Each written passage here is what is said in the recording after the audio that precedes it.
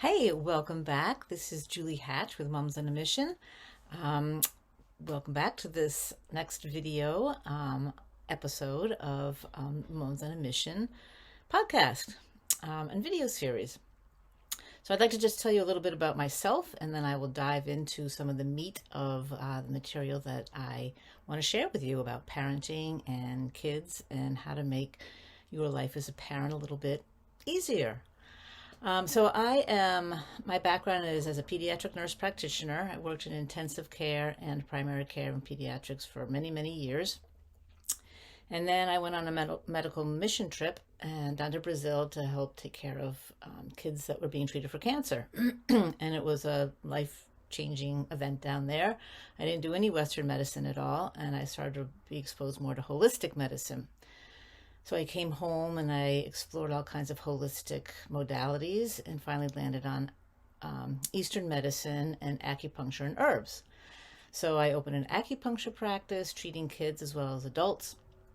And now I am doing this parenting, coaching or consulting, whatever you want to call it. And I blend my Western medicine experience with all that I've learned from Eastern medicine. But probably most importantly is that I'm a mom of three boys. I have three boys who are now grown and are leading pretty successful and successful in terms of happy for them lives. So that's my background in a nutshell. So I'm going to now get into my approach to raising kids and ways to find insights and ways to approach the parenting life, either the parenting challenges or the kids' challenges or whatever they may be. And I start with talking about traditional Chinese medicine, which is obviously where acupuncture comes from, but it applies also from Eastern medicine, Ayurvedic medicine. It's just a more holistic approach to parenting rather than just the Western way of dealing with problems, illnesses, issues, whatever. The Eastern way is much more holistic because it approaches the person or the child from all perspectives, all sides of them. And in Eastern medicine, the way to approach any kind of illness or problem is to get to the root of the problem. Back thousands and thousands of years ago, the Chinese developed their medicine and their religions and the ways that they eat, the ways that they live, all around the natural world around them. Everything was based on nature. Nature was core to everything. It was the cornerstone, really, of their medicine and their culture. So, along with this is their approach to treating, again, illnesses or problems, and that is to get to the root of the problem. We here in the West tend to treat the surface problems, the symptoms, try to make the symptoms go away, and then you feel better. And this all applies to kids and behavior and anything going on with them as well. But the thing is that if you don't, excuse me, get to the root of a problem, the problem is going to resurface. It's not going to go away until the root, the reason why the problem or the illness is happening, is addressed and helped out and made to go away. So, for instance, when we have a fever, when we have the flu or some kind of bacterial illness or viral illness, we have a fever, and the fever is a sign that something is going on inside of us, that there is something deeper going on. In this case, this example, an illness, a virus or a bacteria. So we can treat the fever all we want with Tylenol or Advil or whatever it may be every 4 or 6 hours, and the fever will go away and we feel better for a little while, but it comes back because the root problem hasn't been addressed. And until we either wait for the virus or bacterial infection to go away or treat it with antibiotics or whatever it needs, the fever is going to keep coming back. So the fever is the symptom telling us that there is something deeper going on. So this also translates to kids and specifically behaviors. When they act out or when they have behavioral issues, it's often a sign that there is something deeper going on. And we can use all the timeouts or punishments or bribery or whatever you want But until you figure out why that behavior is happening, it's going to keep happening, and the behavior being the symptom is going to resurface. So the Eastern approach to, or what I've adopted as the Eastern approach to kids' behaviors and how to help to raise them to be to live more satisfying, happy lives is based on this, getting to the root of whatever is going on. Because certainly all kids have some kind of behaviors. All kids, even adults, have things going on inside that really need to be addressed if we want to live a fully emotionally healthy life. But anyways, kids behavior. So going along with traditional Chinese medicine, there is the 5-element theory. And again, related to nature, there are 5 elements, and all of us and children have a innate true nature to us, our inner essence, the real us inside. It's what drives us. It's what makes our personalities, our behaviors, how we interact with the world around us. And this obviously applies to children also. How they deal with what kinds of things are stressors for them, and how do they deal with them? What motivates us, and how do we deal with that? And we're all different. Everybody has different stressors and motivators and personalities and ways of interacting with the world around us. And so I find it really easy, especially with kids, to find out what their element type is. And again, there are 5 element types that everybody falls under, and we're born with it. You can't change it. It is who we are. And as we get older and time goes on, it gets covered up by life events and the world around us, but it's still there, our true nature. We're born with it and is with us for life. So the 5 elements are wood, fire, earth, metal, and water. And over the next series of videos, I'm going to go through them individually and explain what they are all about. But the idea is to realize that understanding a child's element type gives you a different perspective, perhaps, of how to view their behavior or their personality or the way that they are. It helps to explain the way that they are, why they are the way that they are. And it's actually, it's refreshing to have this kind of an insight into your child's behavior and personality type. And it's a non-judgmental way to see your child. A lot of what we tend to do is label our kids as either lazy or hyperactive or too loud or too introverted or too this or too that. And those are labels which really are not helpful at all. And the 5-element system is a way to objectively, without judgment, describe a child. If a child is, once you get to know the element types, you say, oh yeah, well, this is a water child, then you sort of understand what that all means. Yes, maybe they're introverted or shy or like to be alone, but it's not a bad thing. They're a water child, and that's the way that it is. So it's a non-judgmental way to understand your kids without putting labels on them.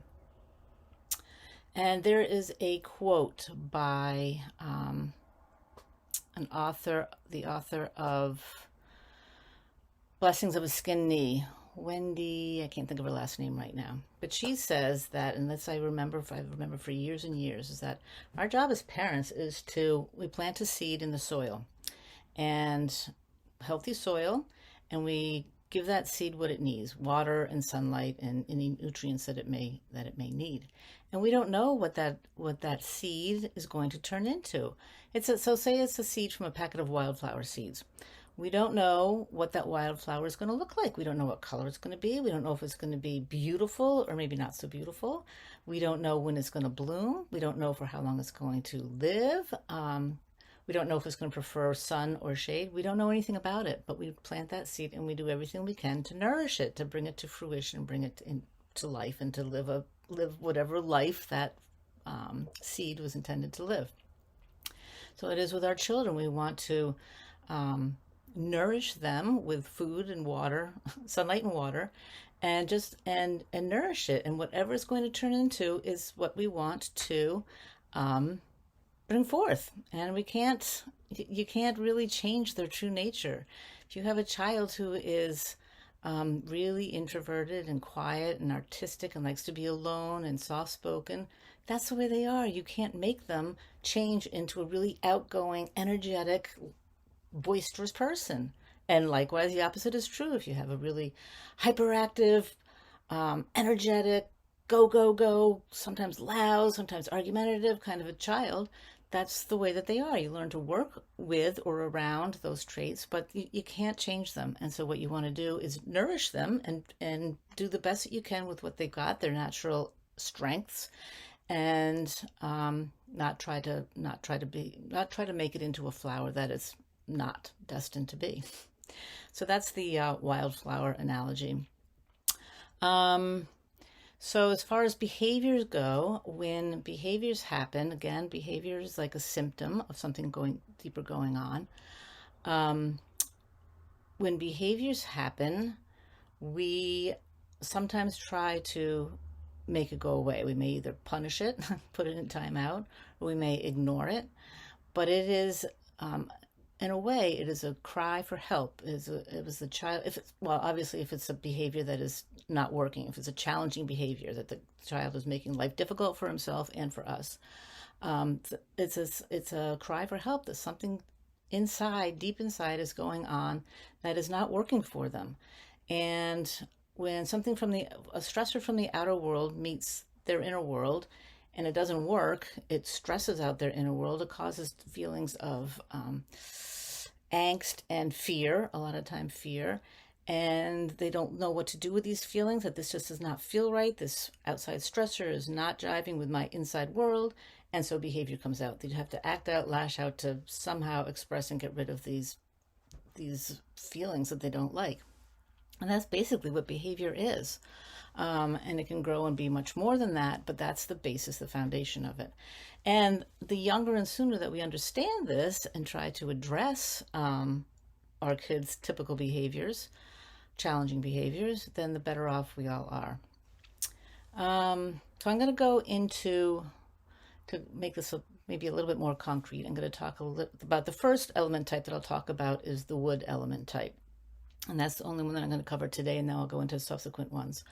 If you want to take a quiz and find out what your child's element type is, as well as your own, you can go to my website, which is juliephillipshatch.com. And on the MOM tab, Moms on a Mission tab, at the bottom of that there is a 5-element questionnaire, and so you take that and you find out what your child is. And typically everybody has a dominant element type, which they are mostly, and oftentimes people have a secondary element type. It's not quite as strong as a dominant, but it comes into play sometimes. So try to take the quiz and see what you find, and you'll find out what the element type is of your child. So the wood type, which I'm going to start with, is typically, they are also nicknamed the pioneer child. They are explorers. They are movers and shakers. They need to move. They're really active kids. They are competitive. They are on the go. They do not like to sit still. And they like to compete. They like to pioneer. They like to go out and explore and discover new things. And they're really fun because they're just out there. They want to see the world. They want to learn more, and they want to go, go, go. They are all about action. And many kids who are labeled or diagnosed as ADHD are wood type children. Not all, but that's kind of a typical thing of a wood child, is that they are always on the move. They can get frustrated really easily. Like I said, they are competitive. If you have a child who is a wood child and they play video games, you may find that they're really hard to disengage from the video games. And that comes from the fact that they are really competitive. They want to get to the next level. They want to beat their opponent on the other side of the, on the internet, or who's sitting next to them. They want to win, and they want to, like I say, get to the next level. And it's really hard to disengage them because they're driven by this competition and this desire, and this competition, this drive for competition, the drive to do better and win. It's not a bad thing. It can get in the way sometimes, but it's not a bad thing to have that kind of driving competition. They can be really loud. They can be argumentative. They are prone to, and so when things aren't going well, a lot of times their behavior comes out in frustration and lashing out with anger, and they can just fly off the handle and be really angry. So they're stressors and motivators, as all element types have. And in a wood child, their stressors are being told to sit still. Their stressor, their biggest stressor is being told that they can't run around, that they can't be competitive, they can't go out and pioneer the world. They have to sit still inside. And that just does not work well for them. Of course, sometimes they have to. They can't go around running around and exploring and competing all the time. But as a consideration, when they're told in school to sit still for 45 minutes for a class and to listen and pay attention, it's really hard for them to do. And oftentimes when they are not behaving, when they are getting fidgety and they are just, talking loudly to their neighbor, or they're getting up and running around, they get punished by being told to go sit still, go time out and sit still for a little while. And that doesn't help, because that's exactly what the stressor is. That's what's driving their behavior. So I find that it helps better if wood children are given as much opportunity as possible to run around. My youngest child is in part a wood type, and the best thing that happened to him is fourth grade teacher understood that these boys, mostly I think they were all boys, that really needed time during the school day to run around. So when there was a good break, she would tell them all, go outside, go run around, then come back and sit down. And that worked wonders. He learned really well in that fourth grade class. She understood what these kids needed. Not all the boys needed that, but the kind that are the wood type, that are really active and energetic and need to go, go, go, go, go. So she gave them license to go for every so often during the school day. So anyways, that's what they need. That's what their motivators are. Their motivator is to compete. If you give them competitions, you're going to see great performance out of them. If you give them physical activities and the ability to move, you're going to see great things come out of them. And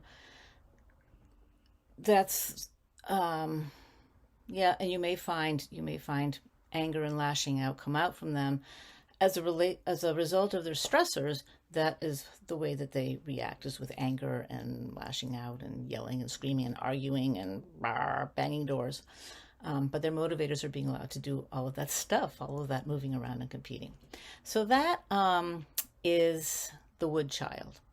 And again, talking a little bit about the stressors and motivators, and that's the way that they are. And with time, you learn to work with it. You either learn to anticipate what is going to set them off, and then either avoid that, or eventually as children get older, you help them to realize what their true nature is and what their motivators and stressors are, and how to self-regulate, how to handle this when their stressors come up and they have to deal with them. Then you learn how to teach them how to self-regulate and how to handle it. It's not terrible. It's not the end of the world. Understanding it is, 75% of the equation is understanding your child from a different perspective. Again, not in a judgmental way, but in an objective way that comes from Eastern medicine. And they've been doing it for thousands and thousands of years, so there's something to be said for it, and I think there's a lot to be said for it. Okay, so that is a little bit of my history and the basis of a lot of what I talk about when I work with parents and kids, and starting off with the wood element. So the next video will probably be on the fire element. So I will see you then. Thanks for watching.